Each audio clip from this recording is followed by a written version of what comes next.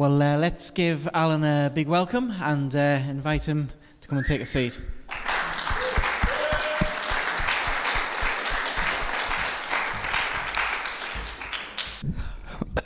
Sorry. Well, Alan, I think just as we start, it'd be good to first ask. You grew up in Richmond? Yes. Well, I grew up just near Richmond, actually, in the sort of rural district of Richmond, towards Catterick, that sort of area. How long ago was that? That would be 73 years ago now. 73. Yes. Wonderful. But it's better than the alternative. So can you tell us a little bit about where you grew up and what it was like during that time? Okay. Well, I was actually born at my granddad's house in Shildon. And if you go to the Railway Museum, okay, and we were there to look at the Soyuz capsule just last week. I was born probably about 200 yards from where that is, just the houses that were on the street leading up to it, although they're all knocked down now, it's just a field. But so I was born in 1944, so I can remember going with my parents' ration book to buy foods and stuff like that, really. So it was a whole world different from today. In fact, looking back, I've said this to Jill once or twice, I feel like I've lived about 3 or 4 different lives, just because of events changing and the whole, life changing. And I guess you've lived in 3 or 4 places over the course of that time. Yeah, we've lived in, we've probably lived longer in Richmond than anywhere, but we lived in Wensleydale when we were first married, a place called West Witton, which is quite near to Aysgarth. We lived in Richmond. We lived in several houses in Richmond. We moved around as the family got bigger. I suppose that was our fault, really. Then we moved to Morevan, and we lived there for about 19 years, something like that. Maybe 20, not quite 20. And then we've moved back up here to Hartlepool. I used to come sailing in Hartlepool with a guy from Richmond. Really? Yeah, chap in the assembly.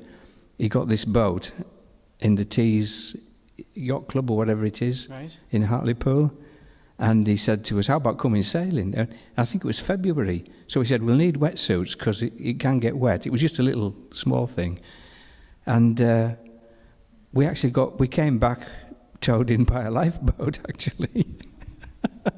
So you got we got brought back by the lifeboat. Does that mean you got into trouble? We did, yeah.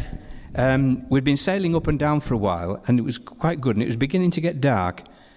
And he said, "I don't like the look of that sky. The weather's getting a bit squally." But anyway, on the way back, we capsized. We got it the right way up again. Then it capsized a second time, and we got it up again. And then eventually, it was full of water. And he should have had his bailing equipment tied on, but he hadn't got it tied on. It was just sitting in the boat. That all floated off. So we were sat there, literally bailing out with our hands. I mean, wetsuits are buoyant. You can't really sink in a wetsuit unless you've got a weight belt on. So we were quite safe, and we had life belts, jackets. And he wasn't a Christian at that point. He became a Christian, not just as a result of that. And I remember saying, "Nick, I think we ought to pray." And he says, "Oh, you better do that. I'm not into that stuff." So I prayed, and then he says, "This is very embarrassing." He said, "The guys at somebody on the is it the Youth they call it, had seen us gradually drifting out to sea." And Nick was saying, "Don't worry, we'll get back." And apparently this chap raised the alarm. Right. And the lifeboat turned up and towed us back. And so I've never been much of a sailor, and it wasn't my fault that this happened, but I seemed fated. It was good fun though. I did enjoy it. So that was my introduction to Hartlepool. Wow. Many years ago. Who'd have thought you'd live there? I never thought I would then. This isn't a question I was going to ask, but I'm just curious, knowing some of the things that's going to come up. How many times in your life have you got into scrapes where it could have been it? Quite a few times. I do remember I was actually the assistant pastor at this point, and one of the guys in the church who I used to go scuba diving with hit on this idea. You get floods on the River Swale, and they do whitewater canoeing and stuff like that when it's really going. And he said one day, wouldn't it be good fun if we set off from the caravan site, which is about 3 miles above Richmond? So some of you might know Swaleview Caravan Park. Yeah. And he said, I've got these big lorry tyres, inner tubes. He said we could get them round us. He said, put all our kit on. He said, we'll have our fins and things, just in case we do get into bother, and let's go down the Swale. You know, he said it wasn't total flood, but it was really high. And I said, what about the falls when we get to Richmond? He said, oh, don't worry, we'll manage that when we get there. So we went the whole way down, and we eventually ended up at Brompton-on-Swale. Is that past Richmond? Oh, yes, it's about 3 miles downstream. So we must have done about 6 miles down the river. It was fine till between Richmond and Brompton, we came round a bend, and you couldn't see as you were approaching. There was a tree right across blocking the river. And there were 3 of us. There was Dave Rivers' son-in-law, and that was the trouble. In fact, I got a real dressing down off the pastor afterwards. He said, Alan, you're meant to set a good example to these young fellas. He says, you're dafter than they are. And he says, and plus the fact you've got children and a family. So I was suitably chastised. But as we got to these, this tree was completely blocking the way. Well, Stuart, who was the guy who had instigated all this, he went down and underneath it, and fortunately come up the other side. I saw him doing that, and I thought he could get snagged up in the branches under that tree and not get out. Roger, who was the pastor's son-in-law, was behind us, and he was able to take avoiding action, and he managed to get to the side. I just got completely tangled up in the branches, and they had to pull me out. I mean, we were all right. We just climbed in the other side and carried on. So that was one escapade. I better not go through them all. Jill said, please don't. Yeah, that was probably the easiest to tell you about. Wow. Let's go back a bit now, and let's go back to your early family life. Did you grow up in a Christian home? I did. My parents were both Christians, although I guess at the time they weren't really following the Lord very closely, as I remember it. My dad had been converted in Aldershot when he was a soldier, and he'd been to the Jeffreys meetings in the Albert Hall. So that's how long ago it was. My dad was quite a bit older, 12 years older than my mum, so there was quite an age gap. And he'd been filled with the Holy Spirit down there. And then and my mum had grown up in a Salvation Army family in Shildon. And her mum used to go on the streets with a War Cry magazine and in the pubs selling them. And she was also a local preacher with the Primitive Methodists, was my grandma. So yeah, it was a Christian family, although they didn't really start following the Lord closely till I was probably something like about 7 or 8. But my youngest years, I don't remember much church. Okay, and 7 or 8 was a significant time for you too, is that right? It was, yeah. Tell us about, you started searching for God when you were about 8 years old. Yeah. What did that look like? Well, it sounds a really weird thing, but I'd been to the shops, I think, and I was just walking along the road on my own, and what seemed like a stupid question come into my head, and I thought, who am I? And I said, well, I'm Alan. And then I thought, but there's loads of Alans. And Alan is just a sound, it's a name, it's a noise, Alan. Who am I actually? And it sounds a really weird thing, but somehow after that, it's almost as if I had this sort of thing. I've got to find out who I am. Wow. And if you discover, by the way, tell me. I And did you find out? Yeah, I did actually. I mean, there's that Christian song, isn't there? Who am I? And it goes on about, and you tell me who I am yours. And I guess it was coming to know the Lord that really answered that for me, who I am. And do you remember when you made that decision? Yes, we were through at my granddad's house at Shildon, and there was an evangelist called Howell Harris. Never heard of him since. He was a Welsh guy, and there was this evangelistic meeting, and so we all went to it. And as the people often say, I haven't a clue what he said in his message, except I just knew this is right. And so I asked the Lord into my life there, and then he made an appeal, and I was the only child that went out, probably the only child in the meeting, and quite a lot of people went out, and they all had counsellors assigned to them. Not a single person spoke to me.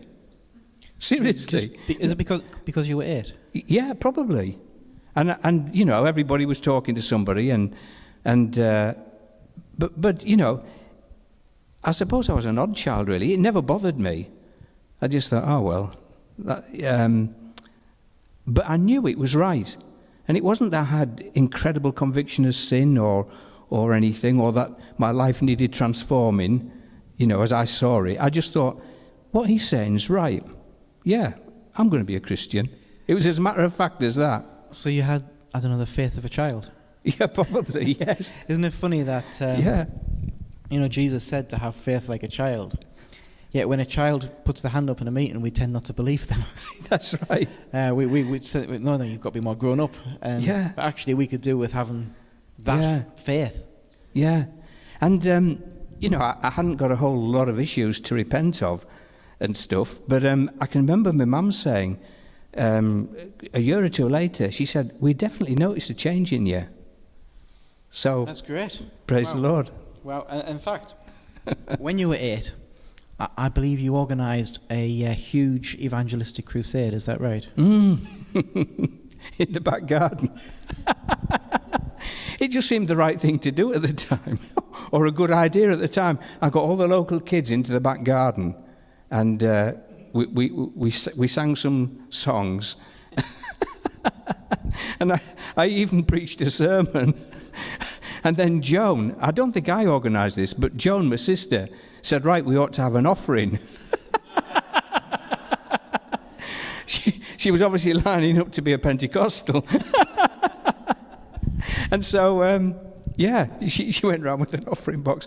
But all the kids in the street, their parents were all watching, and I think they were all slightly bemused, as my parents were, I think, as well. That's wonderful, isn't it? I just love this, that you're 8, you make a decision, the first thing you want to do is tell people. Yeah, it's crazy. It's not crazy, really. It's how we should be, isn't it, when we've found the Lord? We want to share him. When you were 11, you had an encounter with somebody from Billingham. Can you tell us about that? Yes, our pastor was on holiday, and he lined up different speakers to come. And one person who he lined up was this very dapper and handsome-looking guy called Albert Marwood. First time I'd ever seen him or heard of him. I remember him preaching, and I'd decided to follow the Lord at 8, and then this was probably the only other time that I responded in an appeal for salvation. Because at the time I thought, well, why am I doing this? Because I know I'm saved anyway. But he made a gospel appeal, and his preaching was just so on the line. I had to do something to respond to it. So and Albert did talk to me about following the Lord. He did. Albert did counsel me. That's good to know. I guess we're jumping ahead a little bit now, but when did you encounter Albert again when you were growing up? Was it a long time before you saw him? Was it when you came to Billingham? It was only when I came to Billingham again that I really saw Albert, all them years later. I reminded him of it when we met him here. Did he remember? And he sort of could vaguely remember going to Richmond, yeah. I think he did remember it. That's wonderful. That's wonderful. Now, so you're saved at 8. You put your hand up again at 11, Mm. which I think I remember putting my hand up more than once.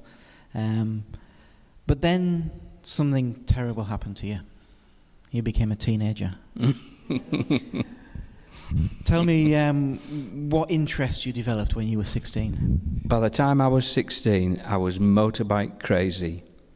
I had my bedroom wall plastered with pictures of John Surtees and Jeff Dukes, and then Mike Halewood and Phil Reed, who were all world champions and in their turn, if you know what I mean.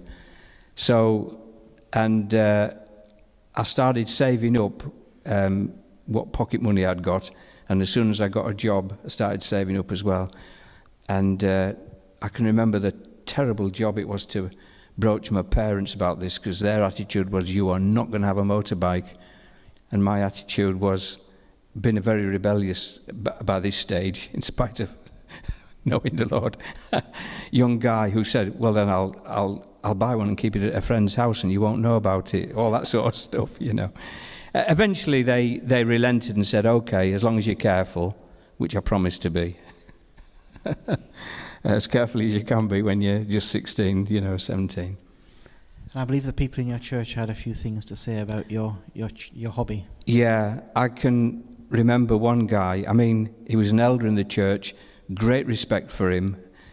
Was friends with him right till the time he died,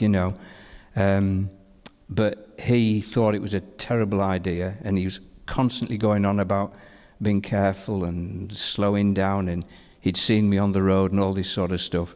And it got to a point where I just thought, Christians are just old fogies. They don't know how to have fun or enjoy life. The only thing that concerns them is staying safe and staying alive as long as you can. And I can remember saying, I'd rather have a short life than an exciting one. Actually, now, I'd rather have a long life.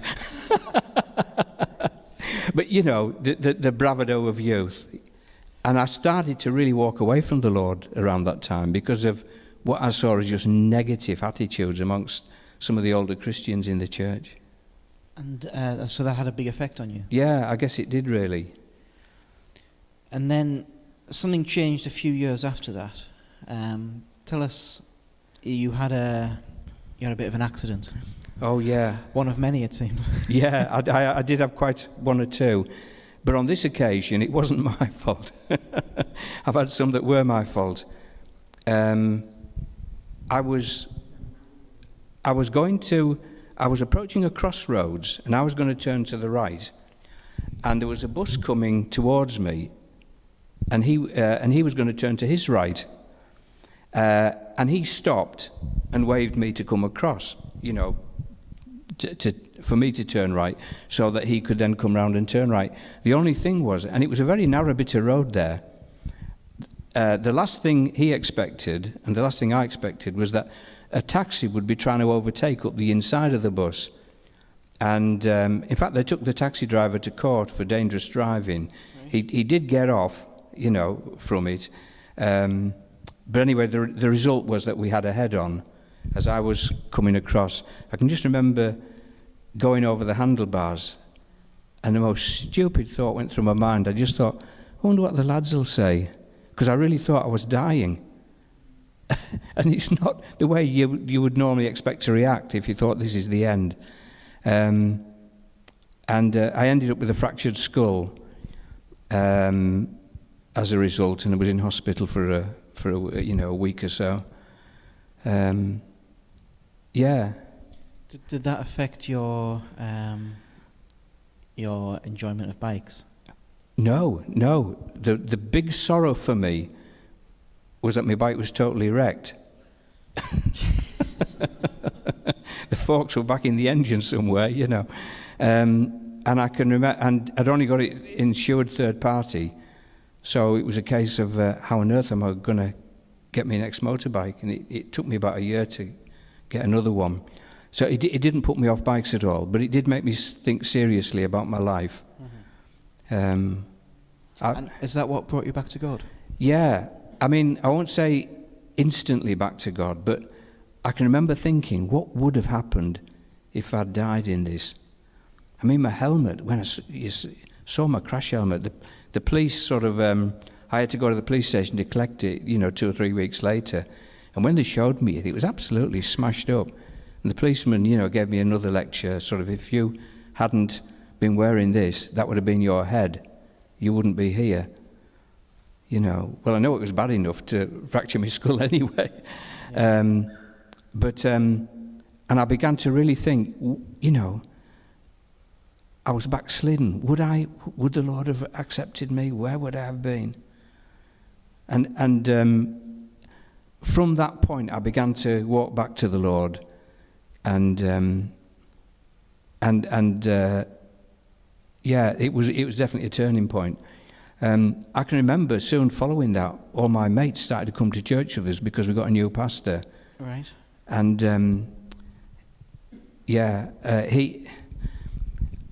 what really helped me was this pastor who turned up.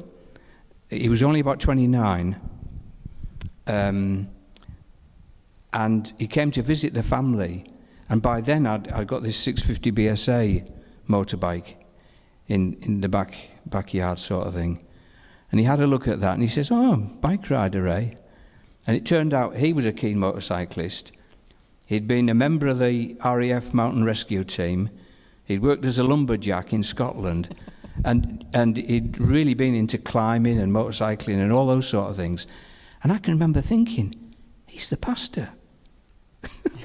He can't do all that stuff if he's a pastor. I thought pastors were supposed to be into carefulness and safety. And that really began to influence me. And in fact, once he took me for a ride, he said, "Can I take you for a ride on your bike?" And I was really cheeky to him. And I said, "What? An old man like you?" And because I was about 17 then, I think. Anyway, the bottom line was, he was absolutely crackers. I think he turned it on for my sake. But instead of it scaring me, I thought, wow, he's a normal bloke. He's a real fella, And then my mates started saying, "Hey, this new pastor at your church is somebody special, isn't he?" And they all started coming to church. And so much so that the local neighbourhood of the church started complaining to the pastor about these noisy motorbikes revving up outside the place and waking their kids up, all coming to church. It was. But anyway, that helped. He was only a pastor for a couple of years or so, and then he moved on elsewhere. But we had a big impact. But he had a big impact. I just think the Lord brought him along at the right time. Does that mark a big change for you in the direction of your life then? Yeah, it did. I really committed myself to following the Lord then. Great. Yeah. Wonderful. Can I just ask, I know it mightn't apply to everybody here, but for those who've got children or grandchildren who made that decision when they were younger but in their teens began to wander and get a bit lost, what would you say to them to encourage them? Don't panic, Captain Mannering. Yeah, it is scary. I mean, my children, my sons, one son in particular is going through this now with his lads, and they're going to come through. But I think everybody's got to find God. It's a journey everyone has to take on their own. And I can remember after I'd come back to the Lord, saying to somebody, I wasn't going to be a Christian by default just because my parents were, and just because I'd grown up in church, And I said, I feel I've managed to put enough space between me and the Lord to now come to the Lord because I want to. And I mean, that sounds wrong, doesn't it? But I sort of felt like now I'm away from the Lord, I can actually choose to follow the Lord, not just because I'm having my arm twisted by the church. I think children who grow up in church have a great privilege, but they've also got some challenges that kids who just come to the Lord completely from the world haven't got. We've got a good friend, Maureen, there, who she didn't have any of them problems because she was a real wild child anyway. And she just got saved, and wonderfully saved. But I had all the baggage of church behind me, I don't know if anybody would identify with that who's grown up in a Christian background. It's a privilege, but it's also a problem at times. You have to find. You have to find. You have to find God for yourself. Yeah, you do. Yeah. You do. It's worth the journey to find him, or for him to find you. And you're living in Richmond at this point. Yes. Jill is from Dagenham. So how does somebody from Richmond meet somebody from Dagenham? How did you two meet? Okay. I think we might have met at a well, to go back to Maureen, the wild child. I went to school with Maureen, and she'd really got a reputation in the place, you know. And the last person I ever expected to see walk through the door of our church was Maureen. But her boyfriend at the time, who was a noted character for brawling in Richmond Marketplace when he was drunk and always in trouble with the police, made a profession of salvation, and he brought his girlfriend along, Maureen. He backslid, but Maureen went on with the Lord. Right. And Maureen's dad was in the army, and when he left, he took a job down in Dagenham. And it so happened that the church he started going to was the church where Jill was going, and they made friends. And then Maureen said to Jill, "Oh, you've got to come up to Richmond and meet some of my friends up there." And she brought Jill on holiday. And sort of things developed from there, really. I found an excuse to go for a long ride on my motorbike to Dagenham. Now, I asked Pastor Cliff this question, but Alwyn wasn't in the room at the time, so this might be a bit more. Was it love at first sight? Well, I think it was for me, although it wasn't for Jill, because I think Jill said at first when she met me, she thought, "I can't stand him." And now she's convinced she can't. No. But she had to get married to prove it. No, I think when I first met Jill, I was desperately shy and nervous, because I thought, wow, this is, she's something special, which blokes, I don't know if other blokes are, but we're often scared of what we think is a really good-looking lass. You just feel awkward around them, or I did with Jill. But I thought she's worth chasing. I'm just trying to think how to word the next. So how did you win Jill over? I don't know, really. I remember taking her for a ride on my motorbike. And I remember thinking, all the hills and things around up in the Dales and all the bends, she won't like that. So I went on the sort of flatter countryside east of Richmond, and Jill told me later she thought, I thought Yorkshire was meant to be really nice. This is really boring stuff, And on the way home, we stopped at a transport cafe, which I think they've pulled it down now, haven't they? No, is it still there? Yeah. And Jill did say to me later, by the time we were married, saying, I thought, what sort of bloke is this? What ambition has he got that he takes a girl out on his first date and they end up in a transport cafe? We spent the first that date, as it were, saying, again, because I had a broad London accent. Yeah. And to me, he had a strong Yorkshire accent, which neither of us were that strong. We didn't really understand No. accents very well. There used to be an advert on television about Philadelphia cheese, didn't there? Any of you remember it? And the girl used to talk with a real Essex accent. Jill was like that, and even worse, I think, Yes. Funny sort of ways of talking. The first time I went down there, I pulled up in Dagenham, and it was about 11 o'clock at night, and I was lost. I was asking for directions, and I asked this crowd of teenagers, and it was just a crowd of girls on their own, actually, walking down the street, laughing their heads off. And when I asked them directions, they just stood there and looked at me and laughed. And then eventually asked, "Say that again," and I said it again. And they just laughed at me. And they just said, "Oh, can't understand him," and walked off. So you and Jill are going out. How long was it until you got married? About 3 years, wasn't it? 2 years? Was it 18 months? How? I didn't want to lose you. And what was going on in your life at this time? What were you doing for a living then? I was a TV repair guy, TV Right. service engineer. I didn't ask. I'll ask. Did you ever have any accidents doing that? Not really. Oh, dare I admit to this? I was in a house repairing a TV, and this lady was the wife of they were racehorse trainers, so they were very wealthy people. In fact, the pile on the carpet, no kidding, was really, you just about waded through it. And I'd found the fault and plugged my soldering iron in and went out to the van to get the parts I needed. And I hooked the soldering iron inside the television onto the chassis. It was perfectly safe. It wouldn't come to any harm. And it left it warming up while I went to the van to get me the bits. And but she'd got a really boisterous dog, which I hadn't seen. And when I come back in, the dog had come in, seen the back off the TV, and it started jumping about and knocked the soldering iron off. And it had burned in this carpet.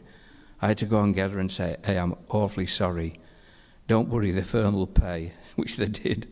But I really do apologise. I said, "But the dog has knocked it off." I said, "I shouldn't have left my soldering iron there. I wouldn't have if I'd realised there was a dog on the loose." But anyway, I'm not blaming you for that. You want to know what you would do. Wow. So that was very embarrassing. Yeah, that's not the one I was thinking of either. Oh, wasn't it? I was thinking of the time you crashed the car. Oh yeah, yeah. This is getting like a confessional. Do you know the road from Richmond to Reeth, going up the dale past the caravan site? It's a fantastic road. It's very twisty and bendy, and it's a biker's dream. North Yorkshire is a paradise for motorcyclists. Unfortunately, a lot of them come to grief. But by now, I was driving. I hadn't got a car of my own. I was still riding a motorbike. I think I was about 22, and I'd got a brand new van from the firm, and it was absolutely lashing down. The weather was really foul, and I got loads of TVs in the back of the van, and I was going up for a day up the dale with a load of repairs and sets to drop off, and I was really pushing my luck. And I come out of this bend under some trees and got into a slide, which wasn't a problem because I corrected it. But the trouble was I was running out of road on the other side and eventually clipped the curb, the verge, grass verge. And there was a low fence, and the van took off when it hit the verge, cleared the fence and rolled over down this drop and ended up by the River Swale, which was in flood. And it was before you had to wear a seatbelt, and so I hadn't got the seatbelt on, and I was thrown out of the seat, and I ended up sitting in the back of the van with the back doors burst open, and the TVs in the back had come over the front and gone through the windscreen and pushed the windscreen out. Wow. If I'd been belted in, I would have been had probably killed. Yeah, certainly, I would have had a headache. So anyway, I expected I'd lose my job after that. And the boss just said to me, he just said, "Alan, I'm going to buy you a wheelbarrow." He was coming to visit me that weekend, and he sent a telegram. "Sorry, Jill, can't come. Had a parking problem." A parking problem? We didn't have telephones, so A parking problem? Yeah. And one of the guys on the firm said to the boss, one of the older fellas, said, "So what are you going to do about Alan then, John?" And he said, "Do about Alan? What do you mean?" And he said, "Well, he's just wrecked your brand new motor." And he just said, "Oh, he's just young and daft." He said, "I think he's learnt his lesson." And then he added, these guys told me this afterwards, the boss never told me it, and then he said to them, he said, "Listen, when I was young, I did some stupid things, and people gave me another chance." And fantastic, really. In many ways, he was a very godless man, But he used to often talk to me about spiritual things. Yeah. And I really, respected him after that. So that's quite a pastoral way to respond to that. Yeah. Incredible, really. I just wonder whether that had an influence on you going forward. 'Cause how do you move from being a TV repairman Yes. to pastoring a church? Yes, right. I guess in my church at home, I started to, anything that needed doing, I started to throw myself into it. So for one period, I was a church cleaner, and you were as well, weren't you, Jill, with us? And then we got a group of young people around us, helping us clean the church I don't know if it's every Tuesday night, or Friday night was it, yeah. And then we started to teach in the Sunday school. Then we ran an outreach kids meeting in Colburn, Catterick. And then the pastor started getting me to preach. But after the first time I preached, I came down and I said to Jill, if he ever asks me to preach again, please remind me to say no. I felt it was a total disaster, But anyway, he did come round and ask me again, and eventually, bit by bit, that was it. He drew me in and put me on the church council. And I think folk were horrified at the thought of Alan. How old were you then? I think I was probably about 21, 22, something like that. Okay. But I was still very immature, as you probably gathered from the escapades I had. And so some people thought our pastor's taking leave of his senses, putting Alan in a place like that. But he did say to me later, he says, I just saw something that I thought I should encourage. And he says, I knew you were a work in progress, but I thought you might get there eventually. So I respect him for that. That was Dave Rivers. Yeah, so he and he's still in Richmond. He's retired now, of course. Yeah, he really invested into you. He did, yeah. And then he started meeting with me every week on a Tuesday morning, wasn't it? I'd go and have breakfast with him. I'd moved on a year or two by then. Yeah. And eventually the church, David had been talking with him, invited me to consider coming full-time into the church. I think they appointed me an assistant pastor, but I was part-time. Right. And this was a time of growth for the church in general. Yeah, the church is really pushing on. We lost the old church building through a fire. Right. And then they went and bought the Zetland cinema, which wasn't for sale, but David was very cheeky and went and asked them, had they ever thought about selling it? Because he didn't think they were getting many customers, which they weren't. And eventually the church bought it. So was it still open as a cinema at that point? point? It was. Right. Has anyone ever been to the Zetland? It's a nice place, really big. Yeah. Big place. So that was a big step. Yes. For your church. It was. And it was around that time that I came full-time in the church. So it was a time when they were really stretched financially. Mm-hmm. But God met the need. How did that feel for you, taking a step knowing that your wage wasn't necessarily going to be there? We obviously prayed about it, but we felt God was in it, so we just went for it. Mm-hmm. The arrangement was, we can't pay you a salary, but when we've paid the church's bills, what's left over, you can have a share of. And Dave Rivers obviously was going on the same basis, so it was a big step of faith for him as well, because he had been on a proper fixed salary, and so we went for it. And I've got to say, there were some very hairy moments. There were some months when there was just to say enough to pay the mortgage, and there was nothing to buy food or anything with. But, stuff would turn up on the doorstep. It's just amazing, isn't it? And, the kids remember that. So they could see that God meets needs, Was there ever a time you couldn't pay the mortgage? No.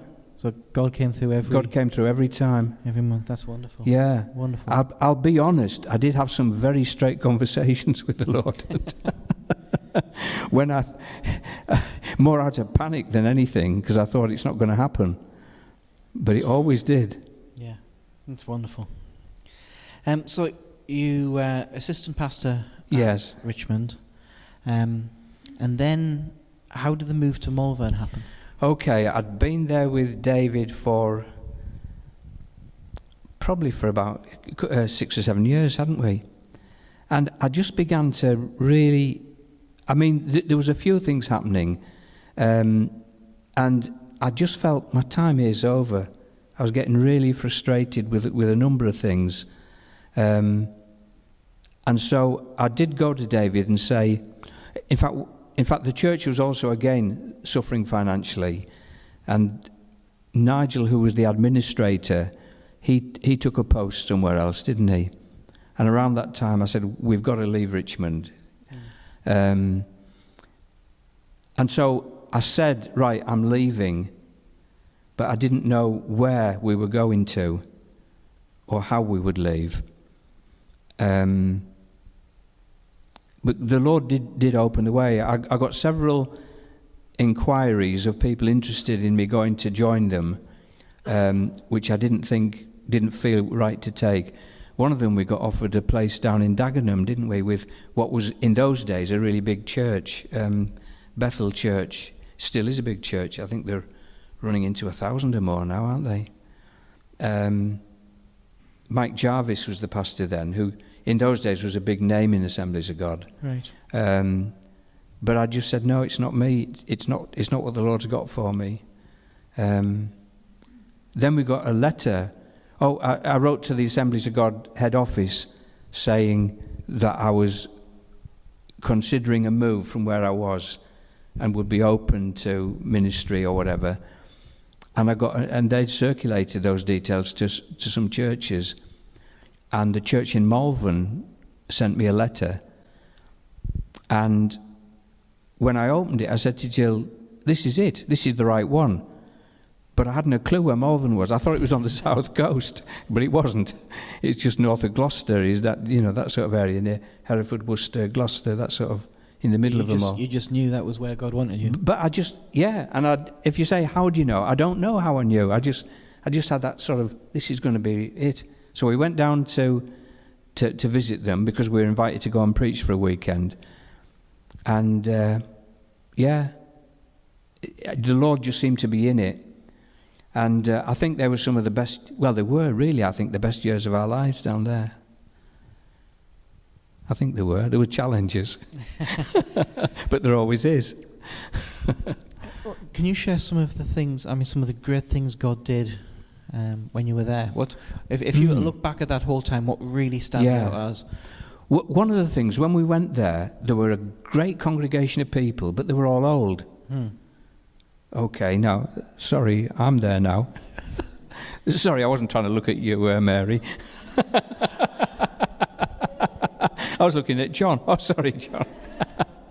And they had a good children's meeting going in the week. And the pastor who was there was a brilliant guy, still friends with him now, and he'd really built an incredibly loving church. But there was hardly any youth. Right. If they'd had youth, they'd lost them, And so I thought, right, we've got to make this a priority. Well, by the time we left, they had a thriving youth work, didn't they?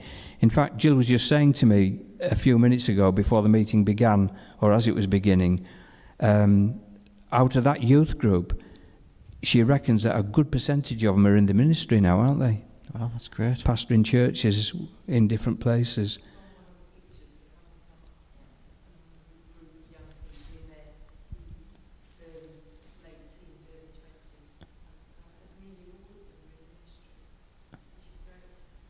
Yeah. That's wonderful. One guy came to the church. In fact, he's the treasurer there now. I saw him last Sunday. And he said to me after the meeting, he said, I think it was him, or was it Joe? No, it might have been Joe. Anyway, this guy said to me, we'd really like to make this church our home. This is our first visit. We'd really like it. Tim, it was Tim, yeah, the guy who's the treasurer now. He said, the only snag is you haven't got a Sunday school. And he said, we want to know that our children are going to be looked after. And this was soon after we went there. And very tongue-in-cheek, I said, oh, we have? He said, we have. I didn't notice it. And I said, well, let's put it like this, Tim. I'm speaking by faith. If you turn up here next week, we'll have a Sunday school. I said, it's just when there are no children here, you can't have a Sunday school. I said, so you could have the privilege of being the very first. Your children could be the very first. And so we did. Jill said, right, I'll prepare some teaching for them. And that was the beginning of the Sunday school, wasn't it? And it grew from there. And how long were they the only ones in there? I can't remember that. How was it? Be a few weeks, wouldn't it? So just a few weeks though, and then it all yeah, and then it started to grow. Others. Sunday school always remained small, but we had 60, 70 kids coming in a week, and a youth group grew out. Yeah. So, any other thing that stands out for you? Let me see. When I went there, I went from Richmond, a place where we virtually had nothing to do with other churches. Because it might sound arrogant, but basically none of them seemed to want to preach the gospel. Okay. So when I got there, I just thought, well, I'm not interested in all this inter-church stuff. But then I felt the Lord saying to me, well, why do you think you're so wonderful to hold yourself aloof from people who name my name, even if they haven't, what about Paul going to Ephesus? That was one thing that sort of challenged me. He meets these guys who he doesn't even know if they're properly saved, but he preaches to them, baptizes them. So I started going to the inter-church things, and I'm not saying you have to do this, Luke. It's just the Lord talked to me about it. Churches together and all that stuff. And I can remember one person in the churches together from another church who was very outspoken, saying, do you know, Alan, before you came, we thought Pentecostals were absolute nutcases. I was waiting for them to say, now we know. They didn't. But they said, do you know, you almost seem normal. Perhaps your church isn't... Almost. Yeah, that's right. It's something like that. Perhaps your church isn't completely off the wall. And I made some similar, humorous remark about what I'd considered their church to be like. But that was one of the things that happened. We began to actually have... In fact, we had a town prayer meeting, didn't we, that used to happen in our church building every month when people from all the other churches would come. And it was never a big meeting, but we'd maybe get 20, 30, sometimes 40 people from other churches coming every week on a Saturday morning to pray. So we began to have really good fellowship with other churches. I mean, the church invited the whole group of churches in Morevan. Who was that guy? J. John, that's right. J. John came. Was that when he was doing the Just 10? No, before then. All right. Yeah, I think it was before then. People like, I became for a couple of years, the chairman of the Bible Society group. And another group called, what was that called? That group where we used to put on meetings twice a year. And we had people like Greg Haslam come to it. Right. And you might not have heard of him, but he's Westminster Chapel now, isn't he? The preacher. So we had some really good top line guys come. Another guy who I see on the God Channel occasionally, he's in Canada now. He's not a Pentecostal, but a really good sound Bible teacher. Right. He came a couple of times while I was there. So we began to get real good fellowship going between the churches. Great.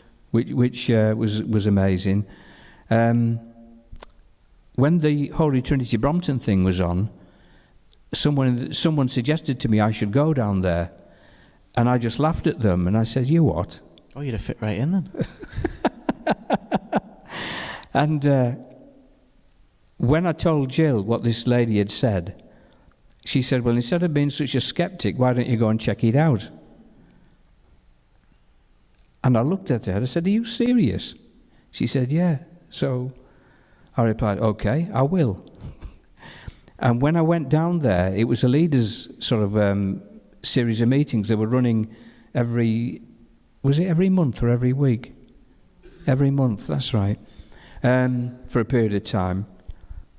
And when I saw what was going on and heard the testimonies from these Anglican vicars with plums in their mouths, talking about what God was doing in their church and churches, I just thought, whatever excesses there might be, God is actually doing something amongst this lot.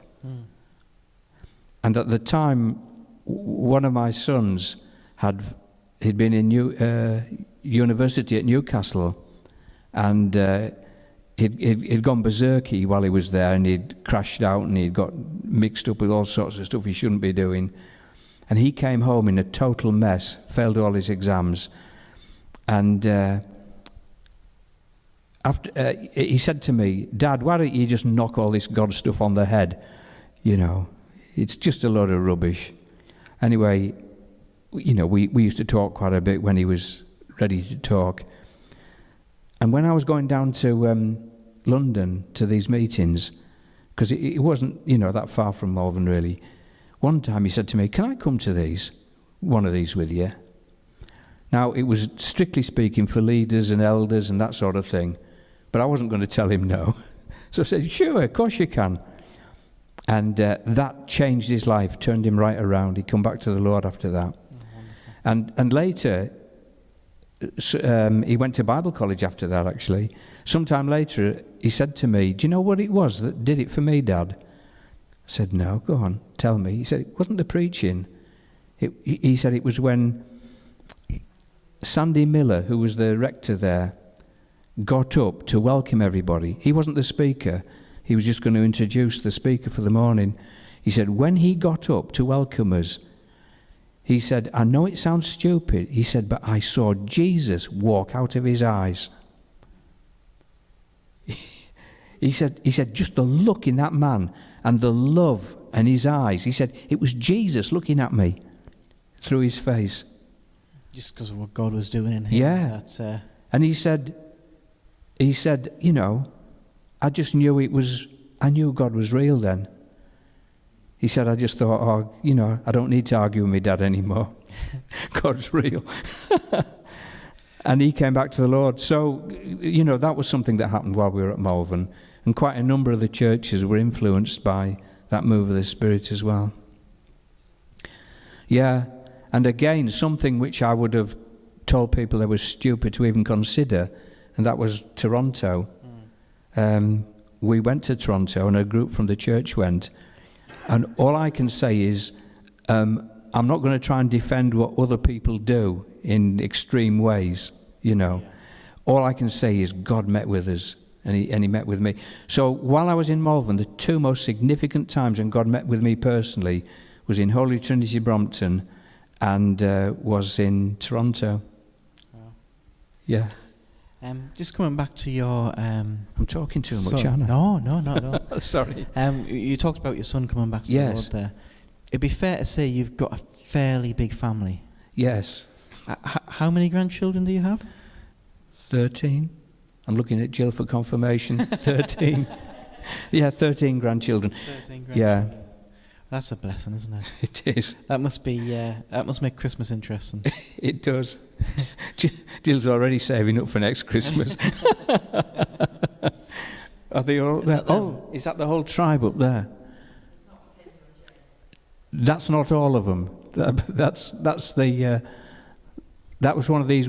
We try to have a family weekend every September when we go away and hire a youth hostel or something, or a building.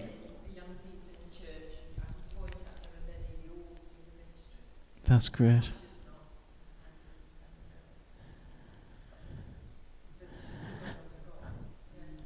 Yeah, the girl on the end, she's in the ministry with her husband. On the back row, that guy there next to the lectern, he's a lecturer in Queen's University Belfast now. Professor, actually, isn't he now? Neil, he was our youth leader. He was a brilliant guy. He was responsible for so many of these finding the Lord as well. That's his wife, Kate, on the left-hand side there, just in front of Dan, our youngest lad. Which one's Dan? Just sitting behind. He's on the back row. He's on the end. Yeah. Yeah. That's a great family you've got. That's not your family.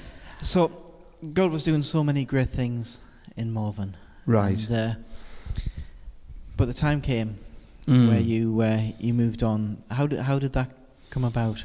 Okay. Officially you retired, but I don't think it's quite worked out like that. No. Whenever you're reaching retiring age, I'm sure Cliff had all these sort of problems. He's not here to sort of speak on that. You think, do I want to put this down now? Is it time to go? Is it not? Now, I think I'd been helped along a bit because just prior to that, I'd had a heart attack, which really laid me low at the time. But praise the Lord, I made a good recovery from it. And the church said, you don't need to retire, Alan. We're really pleased with the way things are going. In fact, we'd got plans for a new building, hadn't we, and all that. And but I just had a growing sense of it's time to put it down. And this might sound really strange to admit this, but I'd come to a point where I was trying to find the vision for the way ahead the next year, and I couldn't get anywhere. Like every pastor, and I know you do as well, Luke, you try to look, new year coming up, where's the Lord taking us, what are we doing, what should we be doing, and I just felt as if the Lord said to me, Alan, I haven't told you the plans for next year because it's time to put it down. Right. And I didn't hear a voice, but just that growing conviction. And I was with a group of pastors at one of our fellowship meetings in the West Midlands, and they were talking about various things and about retiring. And I said, "Yeah, I reckon I'm going to retire in June." And one of them turned around and says, "You'll never retire. I can't see you putting that down. Come on, stop. Get serious." And it sounds daft, but it's almost as if the Lord said to me, "Show them."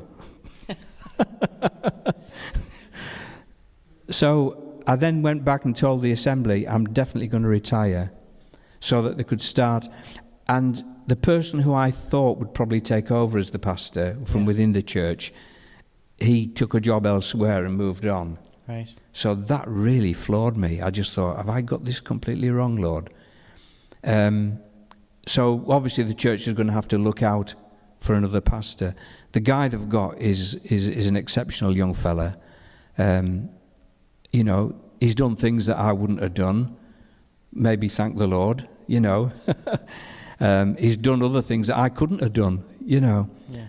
I just feel they've got the right person for them, and we get on well with him when we're down there. In fact, when he came to check out the church, if you like, to give it a view, and they invited him to come as the pastor, he said to me, I'd like you to stay and continue, right. So, but I just felt, no, it's time to leave. So you left Morevan. So we left Morevan. And you ended up in Hartlepool. In Hartlepool. How did you end up in Hartlepool? Not that there's anything wrong with Hartlepool. No, of course not.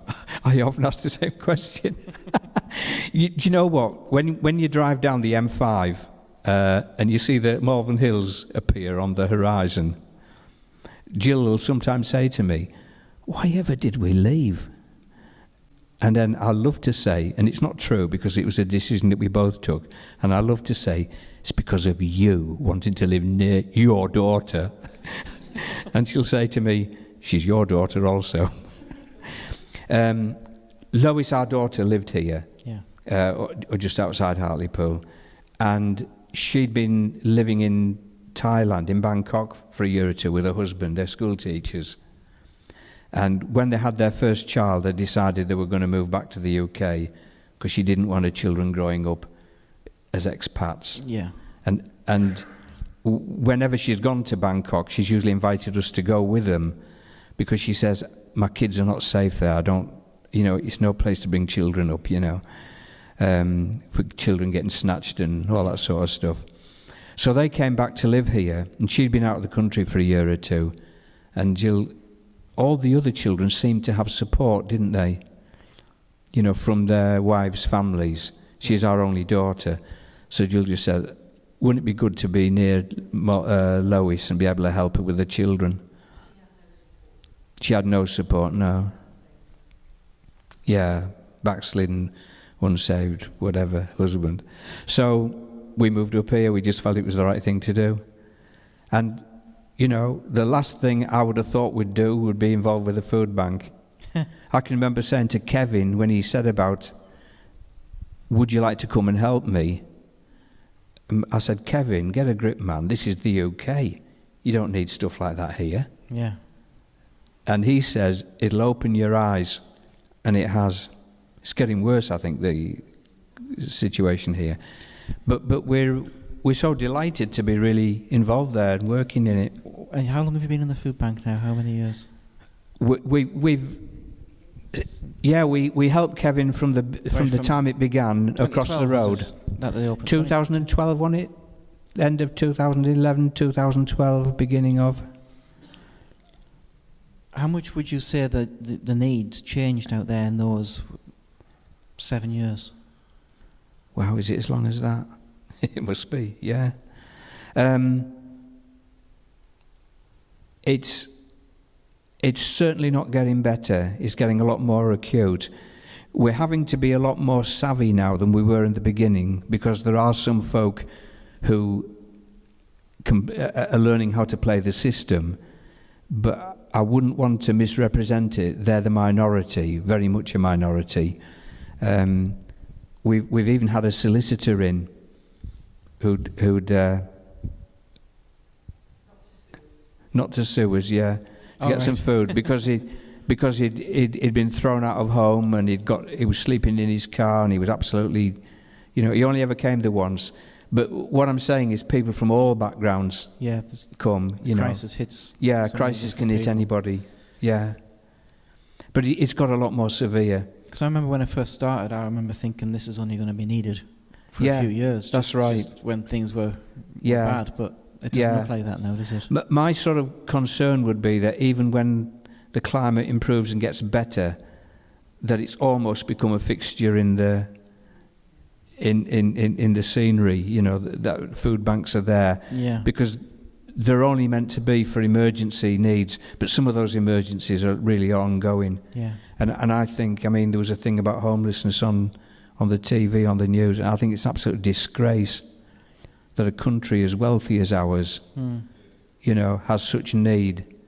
I think government should hang their heads in shame, and so should, But anyway, I'm not going to get on my high horse. No, but it's good to say. Which way do you think people should, just for us here, there's people who are involved in the food bank, but which is the best way to pray about this? Right. What is the best way to pray? Or some things we can pray for? I've certainly started praying for the government, even the ones I don't support, that God will give them wisdom and raise up people of integrity. Yeah. Because I think that's needed, leadership. Most of our volunteers in the food bank are not Christians. We do have a lot of people here who are volunteers, and that's great. Yeah. So we see the volunteers as a bit of a mission field as well. Yeah. And we're not sort of overtly witnessing to them all the time, but we've had some amazing conversations with different ones and managed to pray with a few. That's great. More or less in private, really, which is good. Mm-hmm. So one man came in fact he's a volunteer now, completely messed up, an ex-soldier, and he'd had a really rough time in Afghanistan and Iraq, and he's suffering from post-traumatic. I think I met him. Yeah, you probably have. Yeah, and he's still got lots of issues and things, but he used to just come in and sit really in a corner, not talk or look at you in the face. Then when his immediate need was dealt with for food and stuff, he would come in and say, "Can I just sit here?" And then he said one day, he said, "I actually feel when I'm in here," and these were his words, "I could almost become normal again." Normal again, you know. Yeah.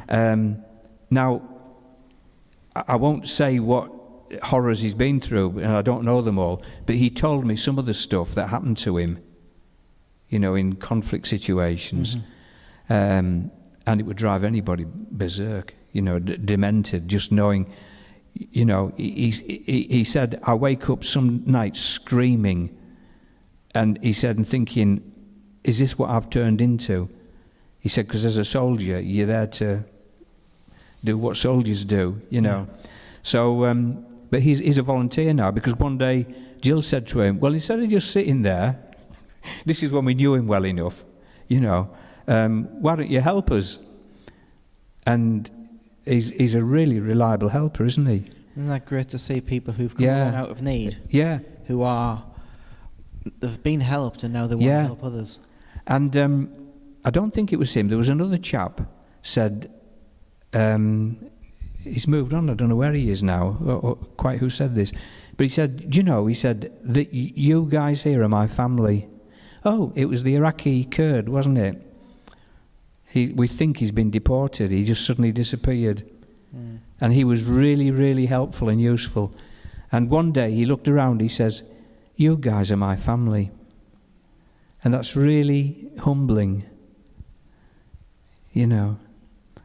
So, you know, it'd be wonderful. I'd love to say this one's saved and that one's saved, and look at them there. They've come because of the food bank. But the seeds planted. But there are seeds planted. Yeah. Oh yeah, that's right. There is one guy saved now. Yeah, through the food bank. Yeah. Wonderful. He's part of the Hebron Church, isn't he now? Oh, I think I've met him. Yeah. Yeah. Didn't you invite him, or Cliff invite him to testify in Seaton Carew or somewhere? That sounds like Cliff. Yeah, it would have been Cliff, wouldn't it, at Seaton Carew, invited him to testify. Yeah. Yeah, he's a Richmond guy, originally. So... Alan, do you want to just pray for us as we... Right, sure, thank you. Lord, it's a real privilege to be able to look back over our lives and trace your hand. And it just amazes me, Lord, and thrills me that regardless of our foolish ways and our excesses and sometimes our lack of motivation, that you can still guide and shape our lives and not only bless us, but even use us to be a blessing to other people. And we thank you, Lord, that together there is strength, Lord, in the unity of the church and in being together. And I thank you, Lord, for New Life Church.